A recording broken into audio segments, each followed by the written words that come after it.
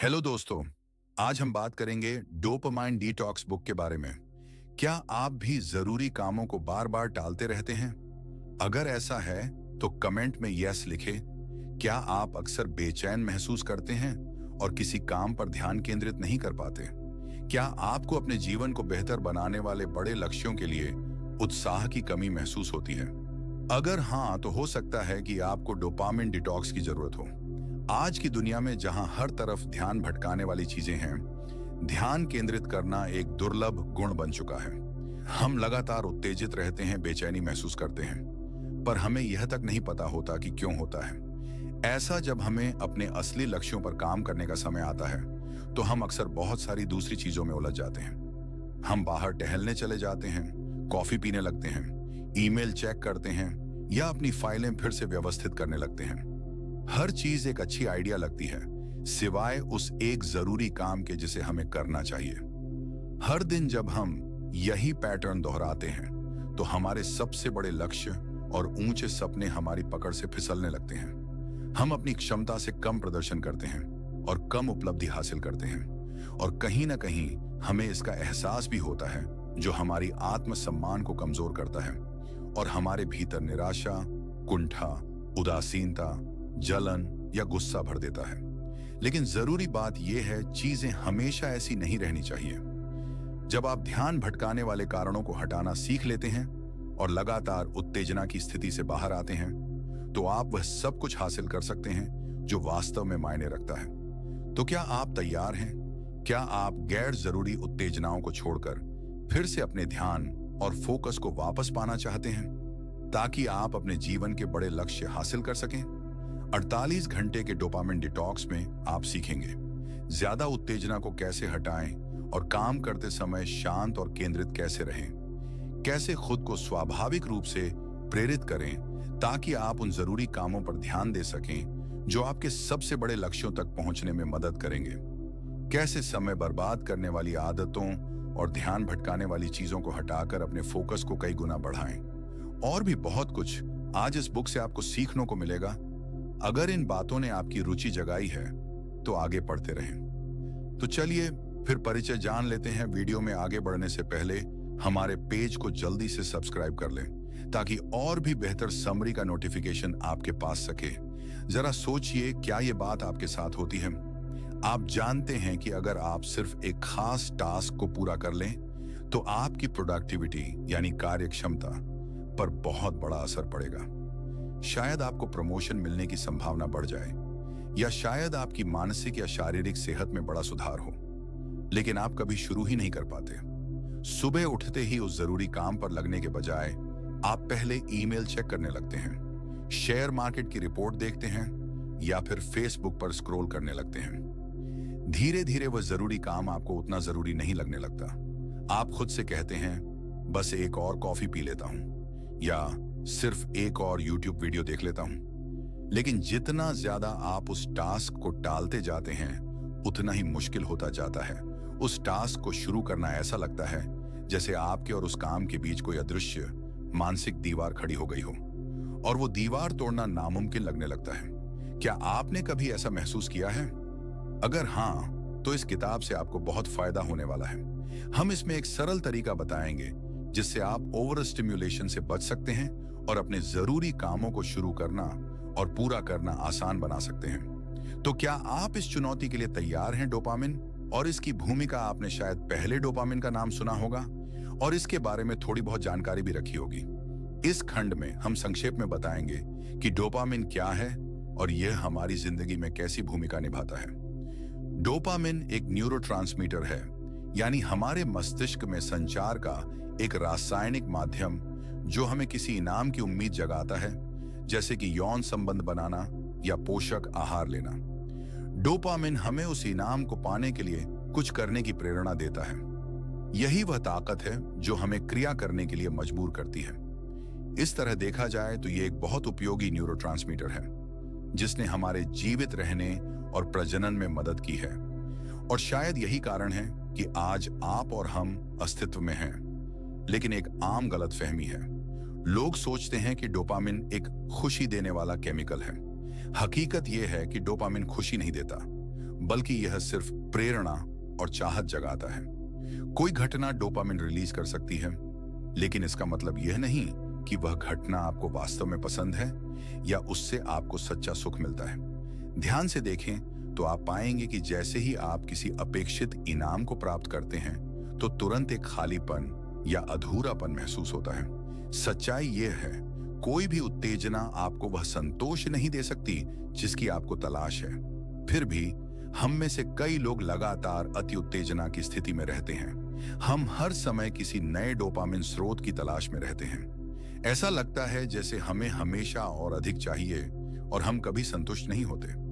और जितना ज्यादा हम उत्तेजना खोजते हैं, उतनी ही यह स्थिति बदतर होती जाती है। अब अपनी जिंदगी पर एक नजर डालिए। आप किस चीज के आदी हैं? आपके मुख्य उत्तेजना के स्रोत क्या हैं?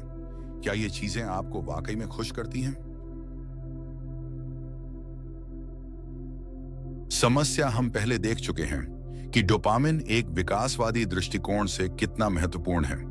इस भाग में हम जानेंगे कि कैसे यह न्यूरोट्रांसमीटर हमारी आधुनिक दुनिया में हाईजैक हो गया है और आप खुद को इन डोपामिन जालों से कैसे बचा सकते हैं। आप डोपामिन को अधिक की इच्छा वाला अणु मान सकते हैं। इसका कारण यह है कि जितना ज्यादा हमारा वातावरण या हमारे कार्य डोपामिन को रिलीज करते हैं, उतनी ही ज्यादा हमें इसकी अगली खुराक की चाह होती है। वास्तव में यही सेल्फ रिइंफोर्सिंग मैकेनिज्म कई प्रकार की लतों का आधार होता है। जब कोई व्यक्ति बार बार डोपामिन रिलीज कराने वाली गतिविधियों में लिप्त होता है, जैसे नशा या शराब पीना, तो उनका मस्तिष्क ऐसी उत्तेजना के प्रति सहनशील हो जाता है। नतीजतन उन्हें वैसी ही खुशी या संतुष्टि पाने के लिए और भी ज्यादा तेज या गहन उत्तेजना की जरूरत होती है। लतें केवल नशे तक सीमित नहीं होती हैं। सच्चाई यह है कि कई अन्य गतिविधियां भी लत का रूप ले सकती हैं, जैसे जुआ खेलना, शॉपिंग, अत्यधिक सोच या चिंता, वीडियो गेम, अत्यधिक व्यायाम, अत्यधिक काम। आपका क्या हाल है? क्या आप किसी ऐसी चीज के बिना एक दिन भी नहीं रह सकते? अगर हाँ, तो शायद आप उस चीज की थोड़ी बहुत लत का शिकार हैं। अच्छी बात यह है कि आप इस उत्तेजना को सीमित करके अपनी फोकस और प्रोडक्टिविटी को बढ़ा सकते हैं। अब आइए जानें कि आज की दुनिया में कैसे आपका डोपामिन सिस्टम हाईजैक हो रहा है और इससे बचने के लिए आप क्या कर सकते हैं। अपने एक्शन गाइड में वो स्थितियां लिखिए जब आप किसी चीज को करना बंद नहीं कर पाए। क्या कोई ऐसी गतिविधि है जिसे आप एक दिन के लिए भी नहीं छोड़ सकते? उसे भी नोट करें।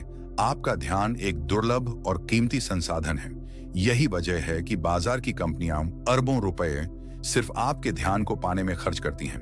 एप्स आपको हुक करने के लिए बनाए जाते हैं। सोशल मीडिया कंपनियां जैसे यूट्यूब, फेसबुक और इंस्टाग्राम जानती हैं कि आप जितना ज्यादा उनके प्लेटफॉर्म पर समय बिताते हैं, उन्हें विज्ञापन से उतनी ही ज्यादा कमाई होती है। इनमें से सबसे प्रभावशाली टूल है नोटिफिकेशन। कितनी बार आपने सिर्फ इसलिए ऐप खोला क्योंकि एक लाल रंग का नोटिफिकेशन दिखाई दिया और फिर कितना समय उसमें बर्बाद किया? संभव है कि यह साल भर में सैकड़ों घंटे हो। और अब तो एआई और एल्गोरिदम ने इन कंपनियों को और भी ताकतवर बना दिया है। Amazon की बुक सिफारिश प्रणाली किसी भी फिजिकल बुक स्टोर से अधिक सटीक है। YouTube की वीडियो सजेशन आपकी पसंद के अनुसार तैयार होती है। Facebook का कस्टमर रिसर्च एल्गोरिदम बहुत शक्तिशाली है। अपने न्यूज फीड पर जाइए, एक विषय पर 2-3 वीडियो देखिए और फिर देखिए कि आगे क्या सजेस्ट होता है। मैंने एक दिन बास्केटबॉल की एक वीडियो देखी, फिर एक और मिली और फिर एक और देखते ही देखते समय निकल गया। यह चक्र कभी खत्म नहीं होता। इंटरनेट आपको नहीं, जबकि इंटरनेट आपको इस्तेमाल कर रहा है। अब इंटरनेट से जानकारी पाने या अपनों से जुड़ने की बजाय इंटरनेट आपका इस्तेमाल कर रहा है। यह आपके ध्यान को हाईजैक कर रहा है, जिससे आप कम उत्पादक और ज्यादा बेचैन हो जाते हैं। नोटिफिकेशन इसका सबसे अच्छा उदाहरण है। जब भी कोई नोटिफिकेशन दिखता है, आपका मस्तिष्क उस संभावित इनाम की अपेक्षा करने लगता है जो आपको क्लिक करने के बाद मिलेगा, और यही डोपामिन रिलीज करता है। मगर यह आपको लंबे समय तक खुश नहीं करता। याद रखिए, डोपामिन कोई खुशी देने वाला रसायन नहीं है। यह तब सक्रिय होता है जब आप किसी संभावित आनंद की आशा करते हैं, और यह आनंद ज्यादातर अस्थायी है। जब आप ईमेल चेक करते हैं, आप किसी रोमांचक समाचार की आशा कर रहे होते हैं। जब आप अपने निवेश पोर्टफोलियो या वेबसाइट ट्रैफिक को चेक करते हैं, तो आप अच्छे आंकड़ों की उम्मीद करते हैं, और उस अनिश्चितता में ही रोमांच होता है। जब आप YouTube खोलते हैं, तो कोई दिलचस्प वीडियो देखने की आशा होती है। जब आप फेसबुक, ट्विटर या इंस्टाग्राम पर जाते हैं तो आप किसी पोस्ट पर लाइक, कमेंट या मैसेज की उम्मीद करते हैं। जब भी हम इन गतिविधियों में लिप्त होते हैं, चाहे वह इंटरनेट स्क्रॉल करना हो, सोशल मीडिया पर घंटों बर्बाद करना हो या किसी और डिजिटल लत में उलझना, हम न केवल जरूरत से ज्यादा उत्तेजित हो जाते हैं बल्कि हमारा ध्यान भी भटकने लगता है। और इसका नतीजा यह होता है कि हम फोकस करने की अपनी क्षमता खो बैठते हैं। जो भी व्यक्ति कुछ दिन इंटरनेट या सोशल मीडिया से दूर रहने में सफल रहा है, वह इस बात को अच्छी तरह समझता है कि ये चीजें कितनी ज्यादा समय और ध्यान की बर्बादी होती हैं। अब सवाल यह है, आप खुद अपने डोपामिन न्यूरोट्रांसमीटर्स को हाईजैक कैसे होने देते हैं? आइए बात करते हैं भोजन की इच्छा यानी फूड क्रेविंग की। पुराने समय में खाना ढूंढना हमारी सबसे बड़ी प्रेरणाओं में से एक हुआ करता था। भूख और साथ ही स्वादिष्ट खाने की उम्मीद ये हमें काम करने के लिए उकसाते थे। जो खाना हमें सबसे ज्यादा आनंद देता था वह पोषण से भरपूर, स्वादिष्ट और अक्सर मीठा होता था। जर्मनी के पोट्सडैम स्थित German institute of human nutrition की जीव विज्ञानी प्रोफेसर सुजैन क्लॉस के अनुसार मीठे खाद्य पदार्थों की हमारी चाहत जन्मजात है। चीनी हमारे दिमाग में डोपामिन रिलीज करती है जिससे हमें अच्छा महसूस होता है। उन्होंने लिखा है, अनुसंधानों से हमारे दिमाग का सिस्टम कि चीनी और वसा का मेल हमारे आदिकाल में करता था। रिवॉर्ड सिस्टम आज के सबसे ज्यादा उत्तेजित करता है। भोजन जुटाना पहले जितना मुश्किल नहीं रह गया। इसमें कोई हैरानी की बात नहीं। अब तो हम बस अपने नजदीकी सुपरमार्केट में जाते हैं, एक डोज लेना और जो चाहिए खरीद। लेकिन आज का समय पहले ज्यादा मेहनत करने की कोई जरूरत नहीं। हमें भोजन के लिए हमारे लिए खाना नहीं पड़ता, प्रचुर मात्रा में उपलब्ध है। लेकिन हमारी जैविक प्रकृति यानी बायोलॉजी तो अब भी वैसी की वैसी ही है। जब भी हमें स्वादिष्ट और भरपूर खाना दिखता है तो हमारे भीतर उत्साह और लालच जैसा एक एहसास होता है। यहीं से शुरू होती है खाद्य उद्योग की भूमिका। इस इंडस्ट्री में मार्केटिंग करने वाली कंपनियां करोड़ों रुपए खर्च करती हैं ताकि हम उनके उत्पाद खरीदें। उन्होंने यह खोज निकाला है कि अगर खाने में शक्कर और कुछ अन्य चीजें मिला दी जाए तो वह न सिर्फ ज्यादा स्वादिष्ट लगता है बल्कि हमें उसकी ओर चाहत भी होती है। इसी कारण अगर आप किसी भी प्रोसेस्ड फूड की सामग्री की सूची पढ़ेंगे तो आपको उनमें ज्यादातर में शक्कर जरूर मिलेगी। डोपामिन डिटॉक्स के विभिन्न प्रकार और उनके लाभ। अब तक आपने देखा कि कठिन कार्य करने में सबसे बड़ी रुकावट ज्यादा उत्तेजना है। इसका समाधान क्या है? अपनी उत्तेजना के स्तर को कम करना, और यही डोपामिन डिटॉक्स का उद्देश्य है। डोपामिन डिटॉक्स एक प्रक्रिया है जिसमें आप बाहरी उत्तेजनाओं को कम करते हैं ताकि आप ओवर स्टिमुलेशन से बच सकें और महत्वपूर्ण कार्यों को करने के लिए सही मानसिक स्थिति में आ सकें। सही रूप से देखा जाए तो डोपामिन डिटॉक्स शब्द पूरी तरह सही नहीं है। ऐसा नहीं है कि आपके शरीर में डोपामिन ज्यादा बन रहा है। असल में जब आप ज्यादा उत्तेजित रहते हैं तो एक समान मात्रा में डोपामिन के लिए आपको और अधिक बाहरी उत्तेजनाओं की जरूरत होती है। डोपामिन डिटॉक्स आपके दिमाग को फिर से एक सामान्य अवस्था में लाने में मदद करता है। जब आप कम उत्तेजनाओं के आदी हो जाते हैं तो कठिन, उबाऊ या थकाऊ काम भी अधिक आकर्षक और आसान लगने लगते हैं। भाग 4, सफल डोपामिन डिटॉक्स के लिए 3 चरणीय विधि। इस खंड में हम एक आसान 3 चरणीय प्रक्रिया पर चर्चा करेंगे जो आपकी डोपामिन डिटॉक्स को सफल बनाने में मदद करेगी। चरण 1 और येविन, अपने सबसे बड़े ध्यान भटकावों की पहचान करें। एक प्रभावी डोपामिन डिटॉक्स शुरू करने के लिए सबसे पहला कदम यह है कि आप अपने सबसे बड़े प्रलोभनों और ध्यान भटकाने वाली चीजों की पहचान करें। इसके लिए एक कागज और पेन लें या अपनी एक्शन गाइड का उपयोग करें और 2 कॉलम बनाएं। क्या कर सकते हैं और क्या नहीं कर सकते। क्या कर सकते हैं कॉलम में उन सभी गतिविधियों को लिखें जिन्हें आप डिटॉक्स के दौरान करने की अनुमति देंगे, जैसे टहलना, जर्नलिंग करना, किसी प्रोजेक्ट पर काम करना या किताबें पढ़ना। क्या नहीं कर सकते कॉलम में उन चीजों को लिखें जिन्हें आपको डिटॉक्स के दौरान बिल्कुल नहीं करना है, जैसे यूट्यूब देखना, ईमेल चेक करना, सोशल मीडिया इस्तेमाल करना। इस सूची को बनाने में खुद से ये सवाल पूछें, अगर मैं सिर्फ एक चीज करना बंद कर दूं तो कौन सी चीज मेरी फोकस और प्रोडक्टिविटी को सबसे ज्यादा बढ़ा सकती है? कौन सी और गतिविधियां मुझे छोड़नी होंगी ताकि मैं ज्यादा ध्यान केंद्रित कर सकूं? इस प्रक्रिया को तब तक दोहराएं जब तक आपको संतोषजनक उत्तर ना मिल जाए। फिर इस सूची को अपने डेस्क या किसी ऐसी जगह चिपकाएं जहां आप इसे बार बार देख सकें। यह आपको आपकी सीमाओं की याद दिलाता रहेगा। चरण नंबर 2, रुकावट जोड़ें। जैसे जैसे कोई चीज करना मुश्किल होती जाती है, हम उसे करने से बचते हैं। इसीलिए हमें अपने वातावरण को इस तरह से बदलना होगा कि ध्यान भटकाने वाले काम करना मुश्किल हो जाए और फोकस बढ़ाने वाले काम आसान। आपके ध्यान भटकाने वाली आदतों को देखें और सोचें कि उनमें रुकावट कैसे डाली जा सकती है। उदाहरण के लिए, अगर फोन सबसे बड़ा ध्यान भटकाने वाला है, तो सभी नोटिफिकेशन बंद कर दें या फोन को फ्लाइट मोड में डालें। और भी अच्छा हो तो फोन को पूरी तरह बंद कर किसी दूसरे कमरे में रख दें। अगर फेसबुक ध्यान भटकाता है, तो न्यूज फीड इरेडिकेटर जैसे एक्सटेंशन का उपयोग करें। अगर यूट्यूब में समय बर्बाद होता है, तो डीएफ ट्यूब जैसे टूल का प्रयोग करें ताकि सुझाव और नोटिफिकेशन दिखना बंद हो जाए। रुकावट डालने की प्रक्रिया सुनने में सरल लग सकती है, लेकिन यह प्रभावशाली है क्योंकि इंसान स्वभाव से आलसी होता है। अगर किसी चीज को करने में ज्यादा ऊर्जा लगती है, तो हमारा दिमाग उसे टालना पसंद करता है। जैसे मैंने अपना इंटरनेट मॉडेम स्टोरेज रूम में रख दिया।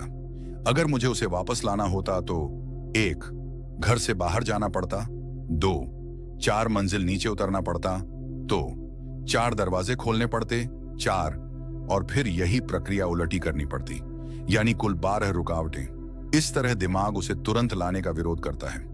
इसी तरह अच्छे व्यवहार को आसान बनाइए।